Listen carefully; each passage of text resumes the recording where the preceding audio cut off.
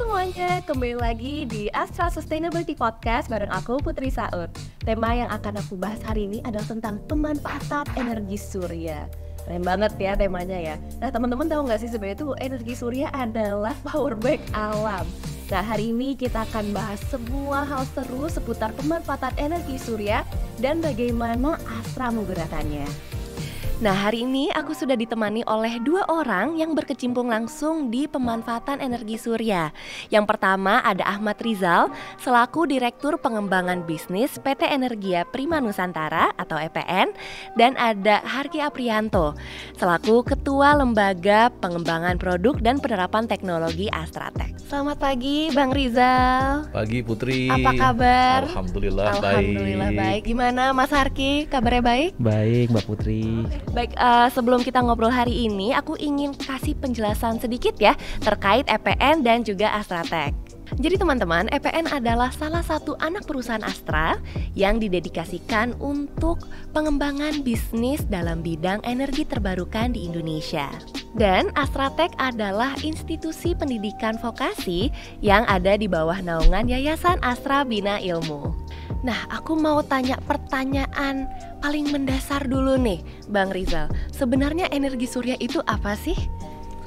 Energi surya adalah energi yang kita manfaatkan di sini di bumi yang berdasarkan dari baik itu cahaya, panas ataupun radiasi yang dikeluarkan dari matahari. Penggunaannya banyak. Dulu digunakan sebagai pemanas, bisa juga digunakan untuk menghasilkan energi listrik. Baik energi listrik di bumi maupun yang digunakan di luar angkasa seperti di satelit-satelit dan stasiun luar angkasa. Wah, luar biasa sekali. Nah, sekarang semakin masif digunakan karena itu salah satu sumber energi terbarukan yang ada dan mudah untuk digunakan. Wah, luar biasa sekali penjelasannya. Menarik ya teman-teman ya, kan kalau kita ya sebagai anak-anak muda taunya energi surya itu buat jemur pakaian gitu. Ternyata lebih dari itu teman-teman, atau jemur kerupuk gitu ya kalau ibu-ibu. Ternyata lebih dari itu gitu. Jadi ternyata satelit-satelit yang ada di luar angkasa juga menggunakan energi surya ya Pak ya. Betul. Aduh, luar biasa sekali. Nah, tadi kan udah membahas gitu ya energi surya itu apa. Aku mau nanya mulai ke yang lebih teknis ya Bang ya. Sebenarnya apa sih pemanfaatan energi surya gitu ya, tapi kalau dilihat secara teknis itu bagaimana Bang? Oke, jadi kita mungkin bicara mengenai pemanfaatan energi surya untuk menghasilkan listrik. Ya, betul. Jadi yang dimanfaatkan untuk menghasilkan listrik adalah iradiasi dari matahari, terutama dari fotonnya yang dipakai. Nah, foton yang ditransmisikan dari matahari sampai ke bumi, kemudian itu dimanfaatkan untuk menghasilkan elektron yang terdapat di panel-panel solar panel yang ada. Terutama di situ reaksinya ada di silikon sel yang ada di solar modul. Nah, foton bereaksi dengan silikonnya, menghasilkan elektron, elektronnya menghasilkan listrik. Nah, listriknya itu dimanfaatkan untuk kebutuhan sehari-hari baik di rumah ataupun bisa disalurkan ke jaringan transmisi untuk melistriki daerah-daerah dan industri dan lain sebagainya. Jadi ini sudah menjadi suatu sebenarnya sistem yang tidak baru sebenarnya, sudah lama. Namun sekarang dengan semakin murahnya harga dari solar modul, kemudian juga tuntutan untuk lebih menggunakan pembangkit listrik berbasis energi terbarukan, sehingga penggunaannya semakin masif tidak hanya di Indonesia tapi di seluruh dunia. Seperti itu Put. Kira-kira ada lagi nggak Bang? Ya. Keren sekali. Nah itu karena tuntutan itu akan banyak sekali nih paduan-paduannya, mungkin kalau kita lihat di skup di Indonesia itu mungkin belum terbayangkan. Betul. Jadi potensinya memang masih besar sekali di Indonesia ya, betul. Apalagi kita ya negara di Katulistiwa gitu kan, pasti mataharinya juga banyak banget. Karena nanti yang paling jadi salah satu yang akan breakthrough adalah floating solar PV di Cirata. Itu yang baru pertama. Kalau di padang pasir di Timur Tengah, Afrika itu kan padang pasir ya. Kalau Indonesia mungkin di waduk-waduk itu nanti akan banyak floating solar panel di situ. Wah, luar biasa sekali. Jadi nanti akan ada pemandangan bagus lah kalau kita lihat ke waduk-waduk dari atas. Wah, panelnya bagus-bagus, kelihatan canggih lah. Keren, wah sangat menarik ya Bang ya. Betul. Nah tadi kan kita udah mendengar sedikit ya teman-teman penjelasan dari Bang Rizal. Aku mau ke Mas Harki nih sekarang. Nah Mas Harki kebetulan pas waktu launching kampus baru, aku kan main ke kampus Cikarang Asratek ya.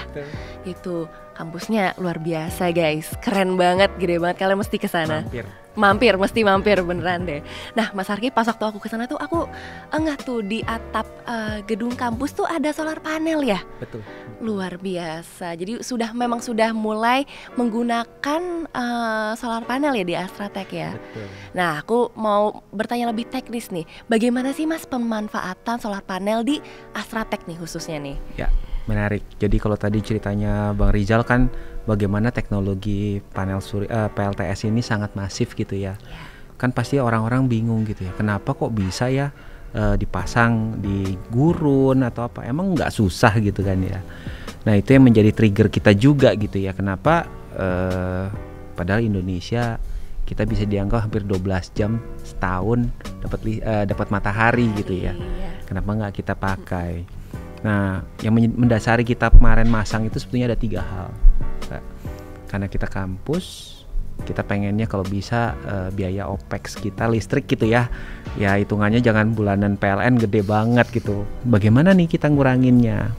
Nah kita cari alternatif energi apa yang bisa kita pakai. Salah satunya teknologinya adalah panel surya itu satu. Yang kedua, di kita sendiri memang kampus vokasi ini kan memang menjadi kayak window shopping lah bahasanya ya, untuk memperkenalkan ke masyarakat, ke industri terkait teknologi terapan dan bagaimana mengembangkan SDM unggul. Nah, di sini kita penting banget nih untuk nunjukin ke mahasiswa kita ada loh teknologi kayak gini yang bisa diterapkan, bisa dipakai oleh adik-adik mahasiswa ini untuk mereka belajar gitu ya. Sehingga nanti pada saat sudah lulus mereka jadi agent of change. Kita pengen banget kan ya. Jadi jangan sampai mereka juga bingung nih gimana pulang ke desa hari ini lagi kering-keringan nih, lagi susah air, gimana cara makainya misalnya. Itu harapan kita bisa sampai sana. Nah yang ketiga, kebetulan karena kampus Poltek Astra di Cikarang ini termasuk kampus baru yang memang secara desain sudah green campus ya. Betul, green campus. Jadi emang kita dorong lah gimana agar komitmen untuk masuk ke suatu penggunaan teknologi ramah lingkungan, bagaimana kita dekat dengan program SDG ya, Sustainable Development Growth-nya itu bisa kita bangun. Sehingga ya hal-hal seperti ini yang menjadi pintu ya, alasan ya kenapa kemarin kita pasang. Harganya sih mahal sih Mbak, tapi ya terpaksa kita harus manfaatnya kan tapi besar. Betul kan Mas sekali. Harki. Nah ini pada saat kita cerita itu ke yayasan, mereka bilang ini kita harus komitmen, Astra harus komitmen. Nah puji syukurnya proses bisa berjalan. Alhamdulillah, happy banget ya aku dengarnya, karena ya tentunya memang kan sekarang kan lagi banyak sekali isu lingkungan gitu ya banyak banget lah kita bisa sebutin nggak habis-habis gitu. Jadi ya sebagai generasi muda nih, mewakili generasi yang lebih muda mungkin ya Bang Rizal. Happy banget dengarnya bahwa ya memang saat ini tuh ya mulai ada green jobs ya Bang Rizal gitu. Dan maksudnya generasi muda juga mulai diajak untuk belajar bersama apa itu solar panel gitu, manfaatnya apa saja gitu. Jadi aku sangat mendukung nih dan senang banget gitu dengarnya. Nah Bang Rizal, aku mau tanya lagi nih, bagaimana EPN melihat energi surya sebagai energi alternatif saat ini, baik dalam skala rumah tangga maupun industri?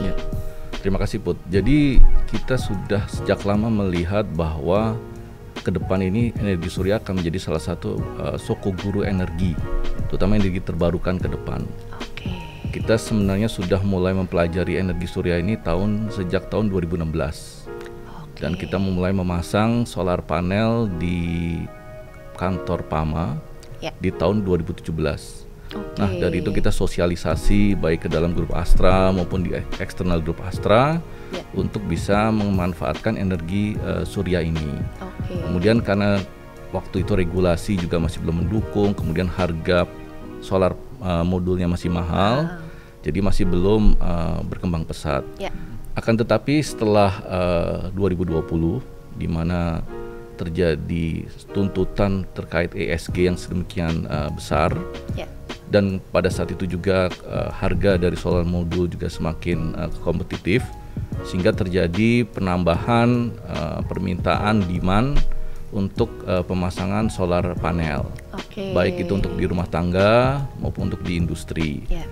Dan satu lagi adalah yang mulai masifnya adalah solar tenaga surya untuk utility, atau yang kita sebut utility adalah menjual listrik ke PLN sebagai IPP, Independent Power Producer. Ya, itu sudah mulai masif sejak 2020. Dan karena kita sudah bergerak dari tahun 2016, jadi EPN tidak ketinggalan. Ya. Untuk berada sebagai salah satu solid player lah di bisnis ini, seperti itu. Bang Rizal, aku mau tanya nih, kalau ini pertanyaan yang sudah aku pokoknya udah kepikiran aja, udah agak lama nih, mumpung lagi ngobrol sama Bang Rizal nih. Rumah biasa gitu ya, misalnya rumah orang tuaku gitu, misalnya mau dipasang solar panel, itu bisa nggak sih? Bisa ya? Bisa. Itu bisa dipasang di rumah, di segala macam bangunan, itu bisa dipasang. Cuma kita pasti harus lihat juga pertama satu kondisi atapnya gimana. Itu ya tadi ya, strukturnya ya. Terus kemudian berapa pemakaian listriknya bulanan. Kemudian juga dari situ bagaimana jalur-jalurnya listriknya. Kemudian di mana nanti, karena untuk kita menempatkan di mana inverter, di mana untuk junction box dan lain sebagainya. Jadi kita perlu melihat pada dasarnya bisa. Pada dasarnya bisa, tapi memang harus harus di-assess dulu ya. Assess dulu. Gitu ya Bang ya, didatengin dulu rumahnya, dilihat dulu fisik gentengnya dan lain-lain. Gitu. Karena juga mungkin ada atap-atap yang mungkin kita lihat tidak terlalu optimal dipasang solar panel, apakah karena kemiringannya atau nanti dia itu di ketutupan shading. Misalkan di rumah di sininya ada gedung gitu kan, timur barat ketutupan sinar matahari pada saat apakah dari terbit atau saat terbenam dia ketutupan shading, ngapain Pak? Nggak percuma karena tidak optimal performanya seperti itu. Wah, keren banget. Tapi memang selain itu ya ada biaya yang harus disisihkan juga ya, betul. Gitu ya. Tapi kan kalau misalkan pasang invest ya. Itu kan kita lihat kalau dengan harga listrik sekarang itu balik modalnya ya 8 tahun 9 tahun lah. Tapi solar panel itu bisa dipakai sampai 25 tahun. Nah, jadi sisanya kan ya sudah di hedging lah di harga tersebut untuk selama panjang. 25 tahun. Itu. Nah, Mas Harky, aku mau tanya nih, kalau dari sisi Astratech gitu ya, gimana sih Astratech mengevaluasi potensi penghematan biaya nih dari penggunaan solar panel? Kalau tadi Bang Rizal udah cerita dari 2016, kalau kita curi-curinya dari 2014 ya, namanya kampus gitu ya. Terus ngelakuinnya ya sebagai basisnya riset gitu. Kita itu dulu pada saat di kampus di Sunter itu kita meminjam area rooftop di gedung D ya. Jadi ada kira-kira hampir 4 meter kubik gitu, 4 meter persegi lah. Itu kita pasang 1000 watt peak, jadi 1 kilowatt ya. Nah, prinsipnya sih sebetulnya gini, kita coba cari yang ada sudah bisa dibeli lah dari toko online gitu ya. Teknologi-teknologi yang bisa kita beli, terus kita coba rakit. Fungsinya untuk apa? Ya kita belajar. Nah, di situ tuh belum ada tuh maksudnya kualitas nomor 1, kualitas nomor 2 kita nggak tahu sama sekali. Benar-benar dari nol lah. Nah, kita pengen tahu. Nah, nyoba lah, akhirnya sempet sama pengelola gedung ditanya, ini kalau nyolok listriknya bledeb gak gitu. Pokoknya kayak gitu banyak sekali concern kayak gitunya. Terus masangnya ini nanti kesetrum gak gitu kan. Wah, pokoknya banyak sekali. Tapi hal-hal seperti itu yang menjadikan kita sebagai belajar ya. Jadi belajar, tahu akhirnya rupanya kalau satu KWP ini kira-kira listrik yang bisa didapat berapa sih gitu ya. Itu menjadi bahan belajar dari ngerancang, dari ngefabrikasinya gitu ya, masang. Kalau dari Bang Rizal kan udah pokoknya tim profesional.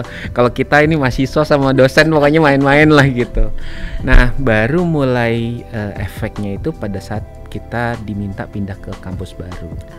Nah, kampus baru itu ya terpaksa, ini kita punya tanah 5 hektar nih. Kita juga udah punya tahu nih ekspektasi, karena student body itu adalah jumlah mahasiswa ya yang akan berkuliah gitu sebanyak 2000-an. Nah itu kita sudah ngitung, wah itu tandanya butuh energi berapa.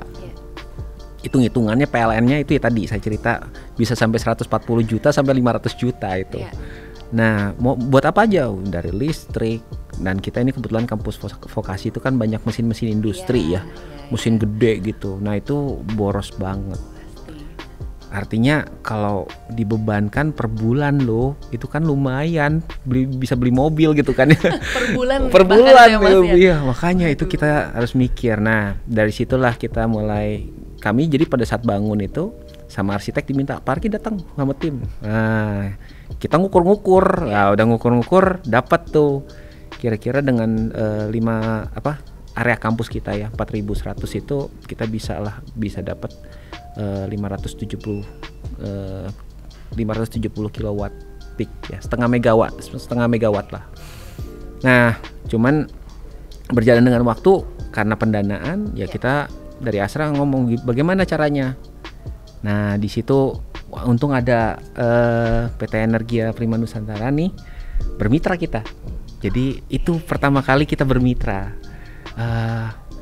Saya ngobrol dengan Bang Rijal, Bang gimana nih gitu kan. Udah pokoknya hitung bareng gitu. Jadi saya sudah punya hitungan, Bang Rijal juga timnya ngeluarin hitungannya gitu. Iya pokoknya hitungan gitu, harus duduk bareng gitu kan. Akhirnya dapat keputusannya adalah di 449an kilowatt peak yang dipakai gitu. Nah itu hari ini sudah mulai dialirin ke PLN dan sudah bisa menghasilkan savingnya sih memang nggak sampai tadi yang 140 tiba-tiba 0 gitu, enggak. Ada kira-kira sampai 30 sampai 50 jutaan itu ada. Nah itu ya kan naik turun ya, karena tergantung tiba-tiba ada awan, ada ini kita nggak tahu. Tapi gitu. Tapi buat kami ini suatu hal yang baik. Nah terus bagusnya lagi si mahasiswa ini jadi tahu, ini apa sih Pak? Kok lu masang-masang sampai panas-panas gitu ya? Kurang kerjaan banget gitu kan. Jadi penasaran juga ya mahasiswanya ya. Nah pas lagi masang itu kan kayak masang Lego. Jadi cuma klik gitu kan. Terus apalagi anak-anak yang suka nerd gitu kan. Ini tiba-tiba muncul di aplikasi gitu kan. Kayaknya keren gitu. Nah hal-hal seperti itu yang membuat mereka tertarik. Nah jadi banyak hal-hal belajar itu memang learning by doing jadinya gitu. Nah kalau tadi kan udah ngobrol sama Mas Arki nih kan Astratek sudah terpasang gitu ya. Nah Bang Rizal aku juga tahu nih kalau di beberapa grup Astra lainnya juga sudah terpasang ya solar panel. Betul. Seperti di PT Astra Daihatsu Motor dan di PT Astra Honda Motor. Nah pertanyaan generalnya adalah berapa sih Bang total kapasitas PLTS dari EPN yang sudah terpasang di grup Astra? Oke. Terima kasih Put. Jadi kita sudah tadi mulai dari 2017 sampai sekarang kita sudah bisa memasang sampai 12,4 megawatt peak. Nah kemudian sekarang sedang berproses dalam instalasi termasuk ngurus perizinan dan lain sebagainya itu ada sekitar 8 megawatt peak lebih. Dan kemudian juga sekarang sedang dalam proses final negosiasi dengan AFCO lain yang mungkin ada sekitar 5-8 megawatt peak lagi.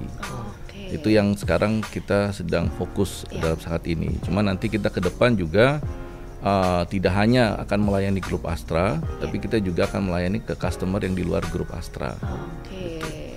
Ya, jadi ini akan menjadi salah satu karena bisnis yang akan menarik ke depan. Jadi setelah grup Astra terinstall semua, kita akan expand keluar grup Astra. Mantap. Nah kalau itu kan boleh di spill sedikit nggak nih Bang Rizal, kira-kira tuh yang berpotensi kalau dari grup Astra tuh dari lini bisnis yang mana nih? Paling banyak ada di manufaktur. Jadi di yang otomotif kayak ADM itu kita sudah pasang 3 megawatt peak.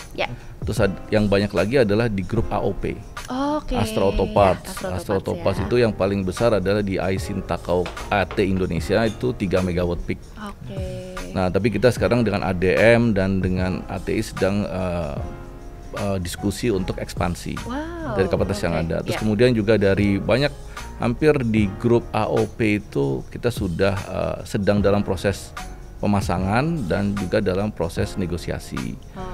Kemudian juga yang kedua adalah dari grup UT. Grup UT selain di head office mereka, di cabang-cabang, Terutama untuk yang di grup Pama Persada, kita sekarang sudah akan pasang yang di off grid. Yang di hybrid antara solar PV dengan baterai. Jadi kalau totalnya itu solar panelnya hampir 1 megawatt peak, dengan total baterainya tuh hampir 600 kilowatt hour. Udah lumayan. Karena memang kalau di mining itu size-nya nggak terlalu besar. Nah, jadi kita udah mencoba untuk menguasai baik yang off grid maupun on grid. Jadi pada saat ke depan tuh customer baik yang tambang maupun yang di perkebunan itu kita bisa melayani. Menarik banget ya Bang ya. Potensinya masih sangat luas ya ke depannya ya. Masih sangat luas, masih sangat besar. Ya, besar juga. Dan kita nggak mau ketinggalan di situ. Nah, tadi kan udah sempat di-mention sedikit nih sama Bang Rizal gitu ya, ada beberapa teman-teman di grup Astra yang meningkatkan kapasitas solar panelnya gitu. Nah, kalau di Astratek nih sebagai yayasan ada rencana ekspansi lagi nggak nih Mas Harki? Terima kasih, Pat. Jadi memang di kampus ya, kita kampus ini kalau secara kapasitas kami masih punya tempat-tempat yang memang bisa kita tambah. Cuman sebetulnya end in mind-nya bukan ke sana. End in mind-nya sebetulnya lebih ke arah kita harus bisa share ke mahasiswa sebagai stakeholder pertamanya ya. Terus sama ke industri sebetulnya best practice-nya seperti apa. Jadi belum tentu harus panel surya itu cuma dipasang terus dialirkan ke PLN. Tapi sebetulnya banyak. Contoh tadi yang diceritakan di tambang gitu ya. Misalnya kita bisa saja merakit panel surya sama suatu modul untuk pompa air misalnya. Nah, pompa air ini bisa dipakai misalnya langsung dari sungai. Terus ya contohnya gini lah, biasanya kalau di pertanian kan belum tentu harus pompa air ini nyala malam-malam gitu kan ya. Itu kan bisa banget dipakai di siang hari. Jadi dia cuman beraktivitas di siang, nyalain pompa air itu menyedot air dari sungai, entah dari danau, dialirkanlah ke sawah. Nah, itu yang proses yang sebetulnya sangat simpel yang bisa kita bangun, dan itu kita ceritakan ke siswa, termasuk sampai mereka coba bikin dengan size kecil ya, bukan yang size gede-gede gitu, tapi size kecil, sehingga harapannya apa? Kalau mereka pulang ke kampung desa mereka atau kan mungkin masyarakat mereka lah gitu ya, kebetulan mereka melihat kondisi, ya siapa tahu mereka tergerak untuk bantu. Toh harganya sebetulnya kalau kita bilang di range jutaan itu sudah bisa mereka melakukan satu langkah aktif gitu, langkah positif gitu ya. Luar biasa sekali nih Mas Harki. Karena harapannya bukan kita kan, orang yang dosen-dosennya ini udah ya paling cuma ngendornya kan di kampus gitu ya. Yang jadi nanti garda depan mereka yang lulus dan mereka bisa diimplementasikan ke industri ya adik-adik mahasiswa ini. Nah, dari tadi kan kita ngebahas tentang PLTS ya, Bang Rizal ya. Ada nggak sih energi terbarukan lain yang sedang dikembangkan oleh EPN? Jadi EPN ini ada 3 sisi bisnis. Pertama adalah sebagai independent power producer. Kita membuat pembangkit listrik untuk kita jual listriknya ke PLN. Kedua adalah tadi sebagai renewable energy services yang memberikan solusi energi bersih ke customer secara langsung. Ketiga, kita memiliki perusahaan engineering, procurement, dan construction untuk power transmission. Jadi lengkap dari generation sampai transmisinya. Nah, sebagai yang IPP, kita mengembangkan hampir di banyak lini dari pembangkit renewable energy. Kita sekarang sedang hampir dalam tahap pengoperasian PLTM, pembangkit listrik tenaga mini hidro pertama di Lampung, kapasitasnya 7 megawatt. Kemudian mudah-mudahan insya Allah di November sudah kita bisa beroperasi. Kemudian juga kita itu kemarin mengakuisisi perusahaan pengembang hidro langsung. Jadi kita biar langsung speed up dari sisi pembelajaran dan dari sisi portofolio. Nah, kemudian kita juga kemarin ikut dalam tender proyek pembangkit listrik tenaga sampah di Jawa Barat. Ya, alhamdulillah kita bisa menjadi salah satu preferred bidder. Kita bersama partner dari Sumitomo Jepang dan juga dari Hitachi Zosen. Nah, ini mungkin pembangkit listrik tenaga sampah yang kapasitasnya paling besar nanti di Indonesia. Menarik banget nih. Nah, sudah dibocorin. Udah diskusi belum sedikit nih teman-teman ternyata nih. Terus kemudian kita juga ikut dalam mengembangkan PLT Bayu. Oh ya, Jadi hampir semua renewable energy kita sedang dikembangkan ya, dalam waktu dieksplorasi. pendek ya. Ya. Dengan mengikuti tender-tender PLN dan lain sebagainya. Dan kita ke depan juga akan coba bagaimana mengembangkan hidrogen. Oke. Tapi hidrogen sebagai sumber energi untuk menghasilkan listrik. Oke. Itu yang akan sedang dikembangkan oleh EPN. Jadi memang ada yang short term, Ya. tapi juga ada yang long term tadi, termasuk hidrogen. Termasuk yang tadi Resco, salah satunya mungkin kita baru solar, tapi nanti kita tidak bisa juga mengembangkan dari baterai, tapi untuk kebutuhan industri ketika keekonomiannya sudah masuk. Terus juga bagaimana terkait dengan misalkan pembangkit listrik tenaga kecil, pikohidro atau mikrohidro yang bisa masuk sebagai penyumbang renewable energy untuk pabrik, tidak hanya solar tapi juga bisa dari air, memanfaatkan ketinggian head dari terjunan air yang ada. Itu juga kita sekarang sedang kembangkan itu. Luar biasa. Jadi semua hal lah kita semua energi terbarukan sedang dieksplor gitu ya ya. kita kan berada di transisi ya. Ya. Jadi kita tuh EPN ingin berada di garda paling depan lah. Jadi ibaratnya ya kita nggak ketinggalan sekali lah Luar seperti biasa. itu. Semangatnya keren banget nih Ya. teman-teman. Nah, kita generasi muda juga nggak boleh kalah nih. Harus meneruskan semangat dari Bang Rizal gitu ya. Generasi yang lebih senior sedikit gitu. Tapi harus kita teruskan semangatnya. Ya. Aku jadi terinspirasi banget Nah, ya. nih. Pemanfaatan energi terbarukan juga sejalan dengan Astra 2030 Sustainability Aspirations, di mana Astra berupaya untuk meningkatkan penggunaan energi terbarukan hingga 50%. Jadi Astra mempunyai target untuk mencapai 50% bauran energi terbarukan yang digunakan untuk mendukung kegiatan operasional. Nah, dengan penggunaan energi terbarukan yang meningkat, berarti semakin kecil juga emisinya. Nah, ini udah mulai masuk ke babak pertanyaan terakhir nih, Ya. Bang Rizal. Ya. Apa sih harapan atau rencana ke depannya? Ya harapan ya tentunya ya Bang Rizal terhadap bisnis EPN ke depannya nih di bidang energi terbarukan. Ya, tentu saja saya berharap bahwa EPN itu bisa menjadi salah satu pengembang energi terbarukan terkemuka di Indonesia, di mana kita memiliki aset-aset proyek-proyek yang bagus, kapasitasnya juga besar. Kemudian juga kedua, kita bisa berekspansi ke luar negeri, membawa nama Indonesia ke luar negeri dalam bidang pengembangan pembangkit listrik renewable energy di luar negeri. Itu mimpi gitu ya. Dan ketiga juga menjadi katalis untuk memperkuat kemampuan bangsa Indonesia dalam teknologi dan juga dalam bidang pengembangan dan konstruksi dari pembangkit listrik berbasiskan energi terbarukan. Nah, terutama katalis untuk anak muda Indonesia, sehingga nanti berharap ke depan itu anak muda Indonesia itu bisa memegang peranan penting.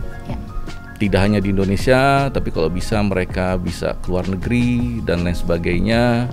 Jadi memang menjadi salah satu rujukan untuk pengembangan renewable energy, terutama beberapa yang mungkin kita sangat kuat seperti kayak hydro, geothermal, itu harusnya kita memiliki potensi ke sana ya, Harki ya. Ya, begitu. Keren banget nih harapan dari Bang Rizal. Iya, jadi kita mewariskan sesuatu yang bagus lah. Iya. Positif semua. Oh iya. Nah, yang terakhir juga nih buat Mas Harki, ada nggak kira-kira visi jangka panjang nih kalau dari Astratek? Ya, makasih Mbak Putri. Jadi memang ke Poltek Astra ini kan sebagai institusi pendidikan vokasi yang berada dalam naungan Astra, bagaimana menjadi yang bermanfaat bagi bangsa ya.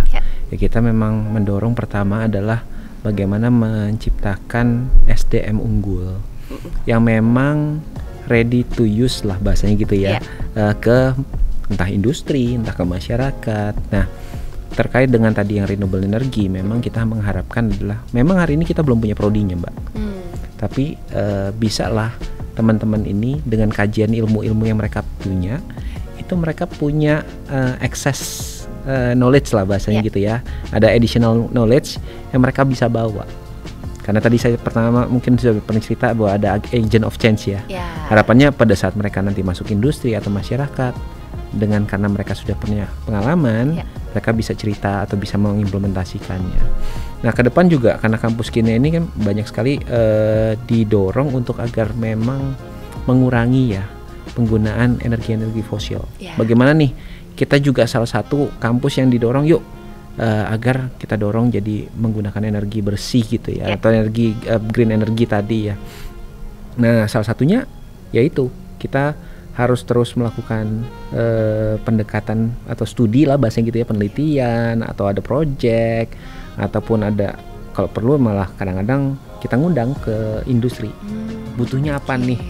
Kita diskusi bareng, kita kerja kolaborasi bareng untuk membuat sesuatu solusi lah misalnya gitu. Ya itu sih kira-kira yang bisa saya ceritakan. Wah, luar biasa sekali nih. Nah, pertanyaan tadi menjadi pertanyaan terakhir nih untuk sesi ngobrol-ngobrol kita pada hari ini. Jadi terima kasih banyak nih ilmu dan ya sharing knowledge gitu ya, sharing dari sisi bisnisnya juga nih. Bang Rizal terima kasih banyak. Mas Arki juga terima kasih banyak gitu ya. Semoga kedepannya ya kita sesama ya grup Astra gitu dan yayasannya bisa terus berkolaborasi gitu ya.